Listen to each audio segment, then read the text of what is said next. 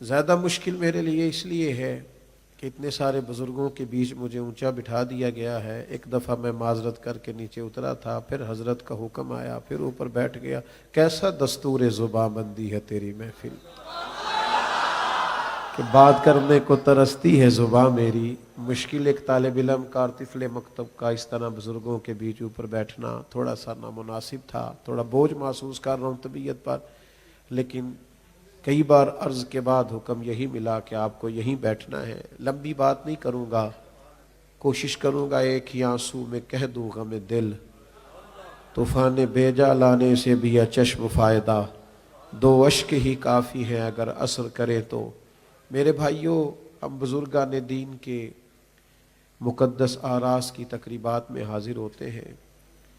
یہ وہ اللہ والے لوگ ہیں جن کو اللہ تعالیٰ نے اطمینان قلبی، یقین کامل، قلب سلیم اور ایک بہترین عشق اور محبت کا ذوق عطا فرمایا ہے. آپ دنیا کی روشنیوں میں نکلیں، زمانے کو دیکھیں، کمکموں میں، بجلیوں میں اور روشنیوں میں الجھا ہوا انسان، بڑی گاڑیوں اور بڑے بنگلوں میں اور بڑے بڑے محلات میں آرام کرنے والے لوگ اب آہستہ آہستہ اپنی بے چینی کا اظہار کرنے لگے. وہ کہتے ہیں کہ سونے کے سارے اسباب مہیا ہیں، پر اگر نیند ہی نہ آئے تو کیا کریں.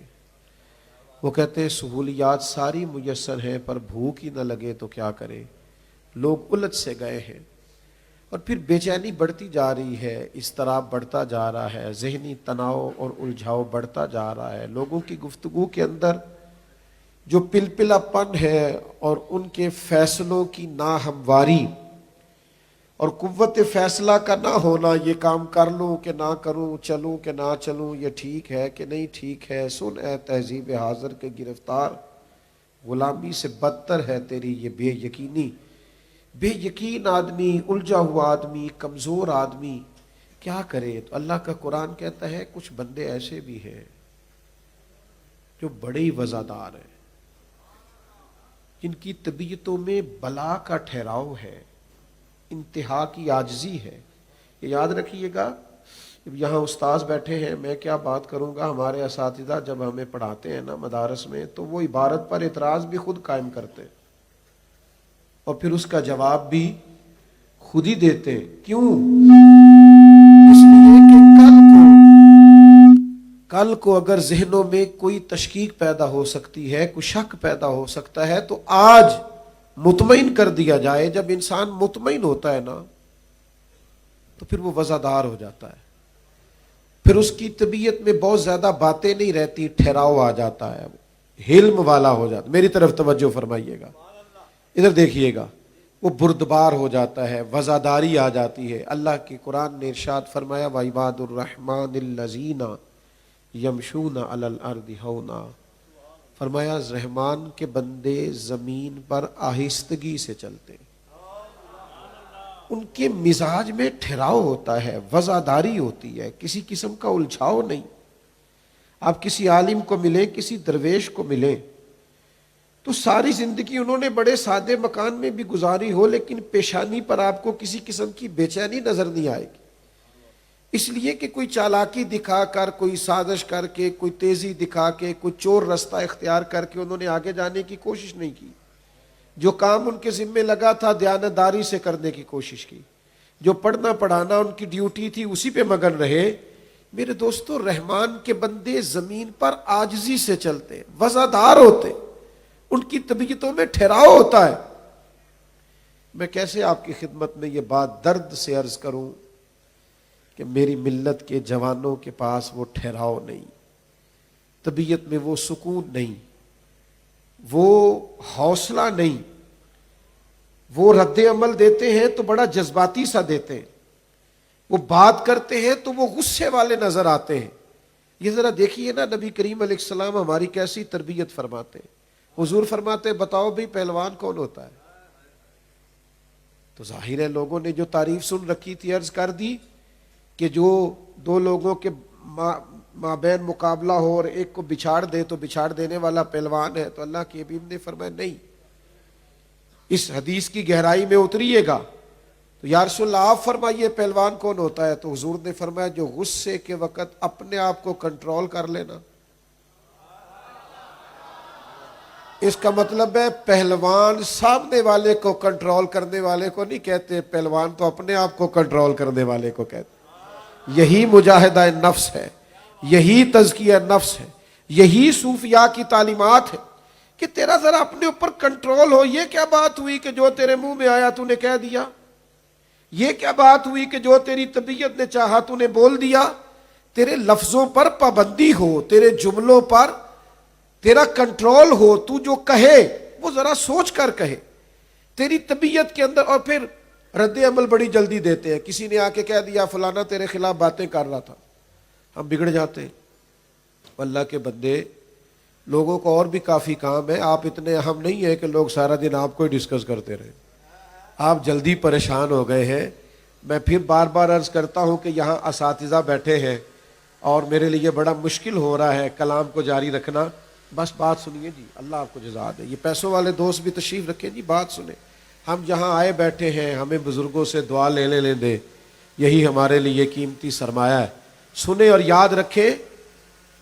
ایک صحابی نے آ کے عرض کی، یا رسول اللہ صلی اللہ تعالی علیہ وسلم، معاذ اللہ ثم معاذ اللہ نقل کفر کفر نہ باشد۔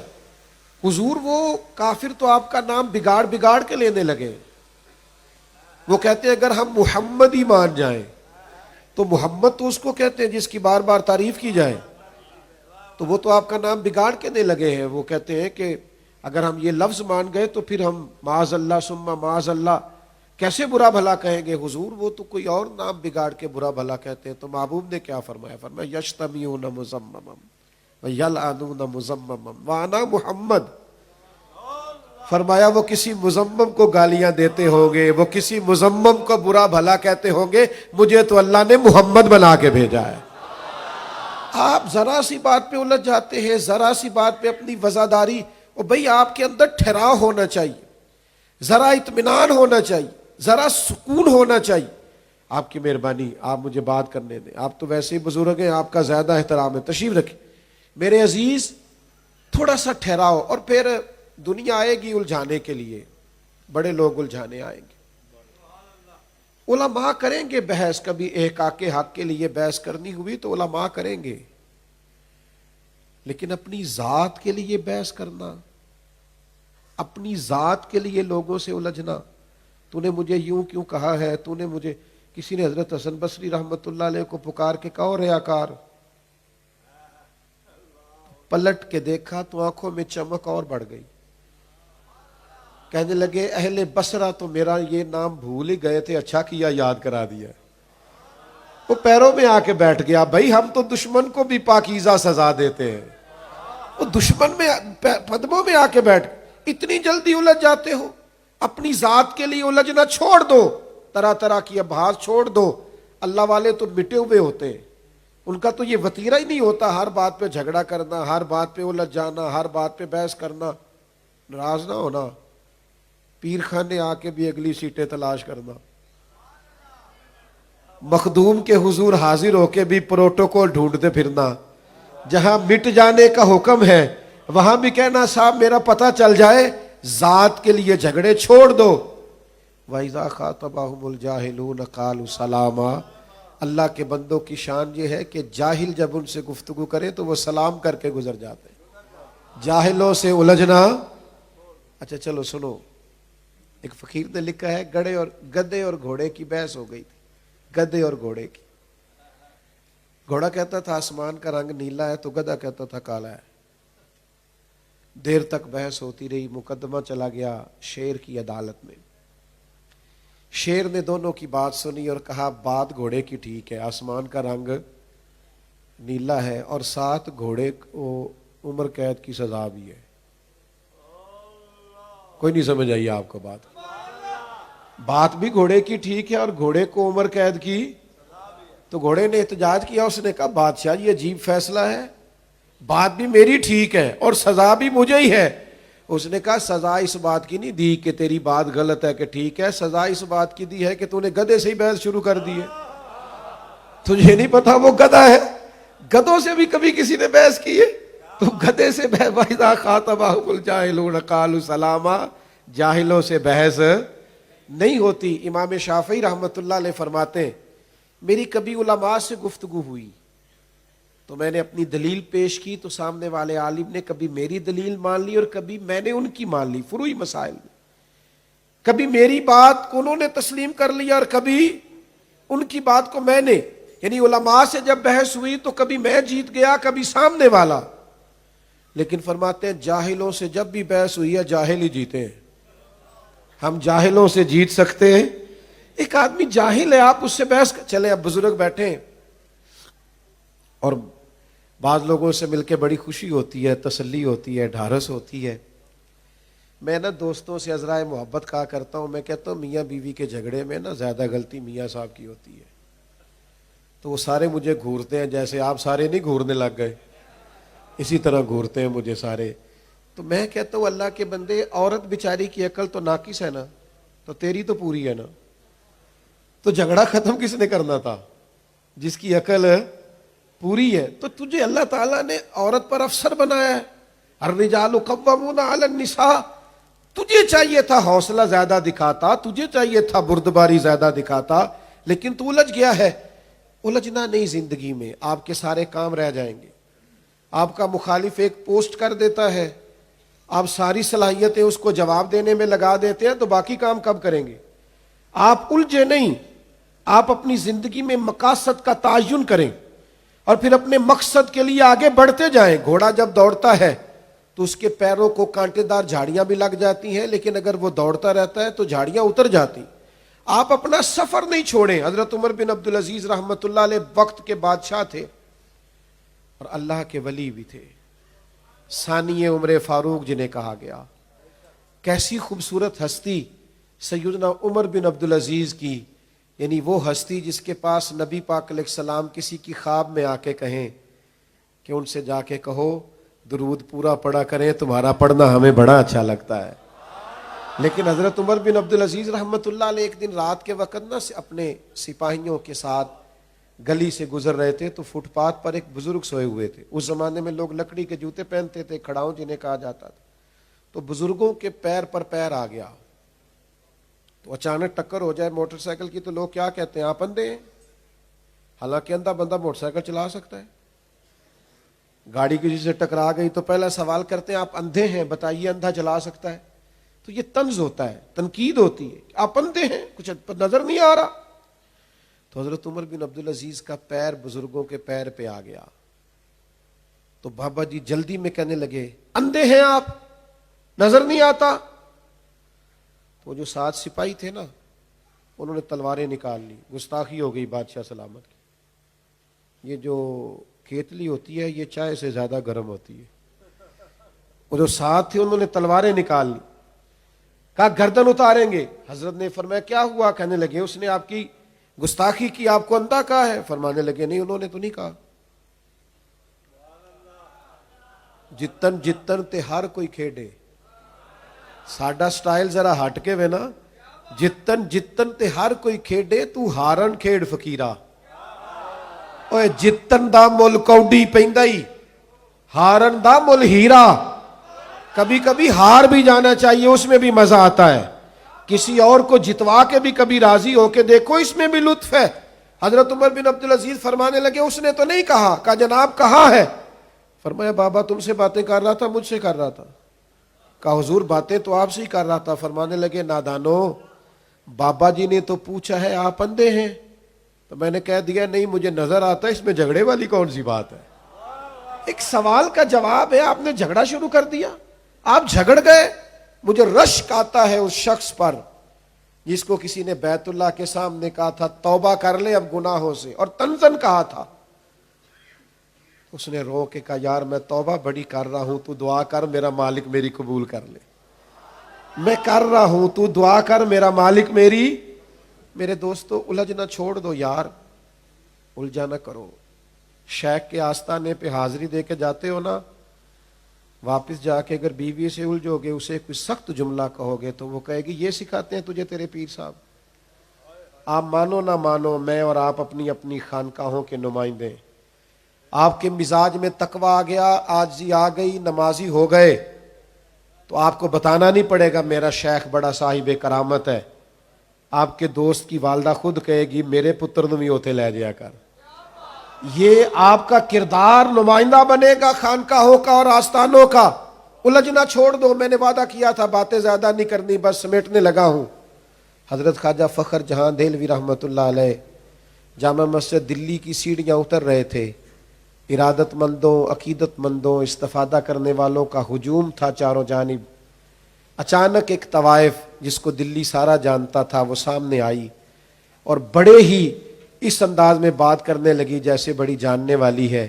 کہنے لگی حضرت ناراض نہ ہونا، اس موقع پہ آنا پڑا، رات کو آپ آئے تھے میرے گھر معاذ اللہ، تو آپ یہ مجھے کھوٹے سکے دے گئے. دکان پہ گئی ہوں تو دکاندار نے لیے نہیں.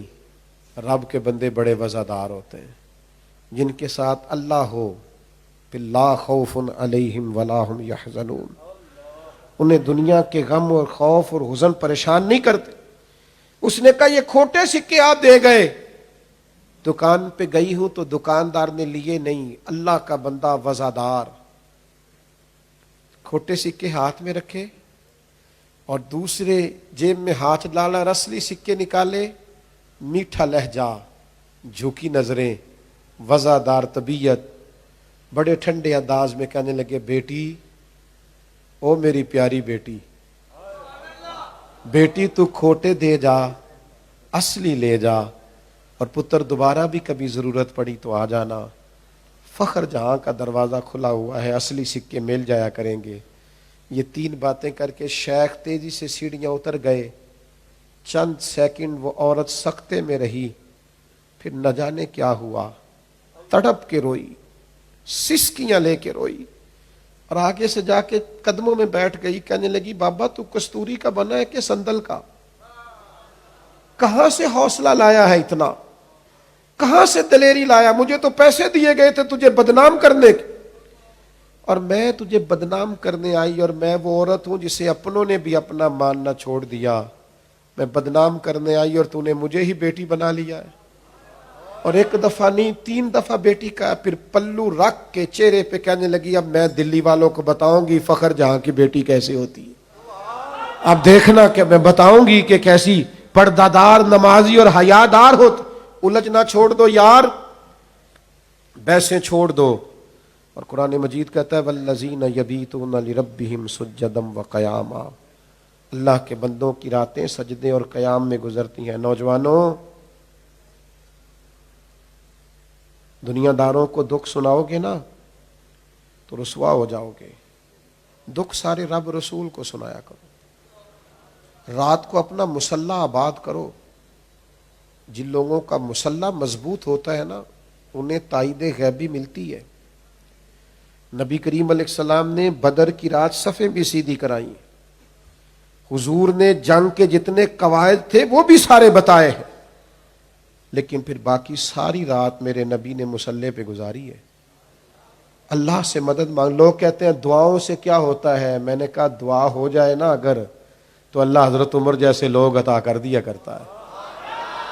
دعا سے کیا ہوتا ہے؟ دعا سے انقلاب آ جاتا ہے. دعا مومن کا ہتھیار ہے. جناب صدیق فرماتے ہیں ساری رات بدر کی میرے نبی نے دعا مانگی. تو پھر ایک وقت ایسا آیا میں سجدے میں ہی حضور سے لپٹ گیا اور عرض کی یا رسول اللہ بس کریں، مجھے تو لگتا ہے رب کی مدد آ بھی گئی. او دوستو، ساری چیزیں آباد ہیں، دوستوں سے تعلق داریاں آباد ہیں، ہم کسی کو ناراض نہیں کرنا چاہتے، سب ہم نے سیٹ رکھا ہوا ہے. خدا را کچھ اپنا مصلح بھی آباد کرو. شیخ شہاب الدین سہروردی رحمۃ اللہ علیہ کے حالات میں لکھا ہے لوگ آئے ہوتے تھے لیکن 5-7 منٹ نکال کے حضرت اٹھتے اور جا کے 2 نفل پڑھنے لگتے، پھر آ جاتے، لوگوں سے گفتگو کرتے، پھر چلے جاتے 2 نفل پڑھتے. تو ایک شخص نے کہا حضور لوگ آپ سے سیکھنے آئے اور آپ نفل پڑھنے چلے جاتے ہیں. فرمانے لگے اللہ رسول سے کچھ لوں گا تو تمہیں دوں گا نا، تمہارے لیے کچھ لینے جاتا ہوں. تو بھائی مصلح آباد ہوگا، باطن من سنورے گا تو پھر ہی بات آگے بڑھے گی. اپنے اندر وزاداری پیدا کریں اور یاد رکھو اب پوری دنیا کو ضرورت ہے خانقاہی لوگوں کی جو سوسائٹی میں آئیں، محبت کی بات کریں، ادب کی بات کریں، خلوص کی بات کریں. للہیت کی بات کریں، اخلاص کی بات کریں. اب سوسائٹی میں ضرورت ہے، لیکن وہ تقریروں سے نہیں ہوگا، صرف اس کے لیے عملی کردار کی اور عملی جد و جہد کی بہت زیادہ ضرورت پڑے گی. دعا کرتا ہوں اللہ کے حضور جو کہہ سکا ہوں اللہ قبول فرمائے.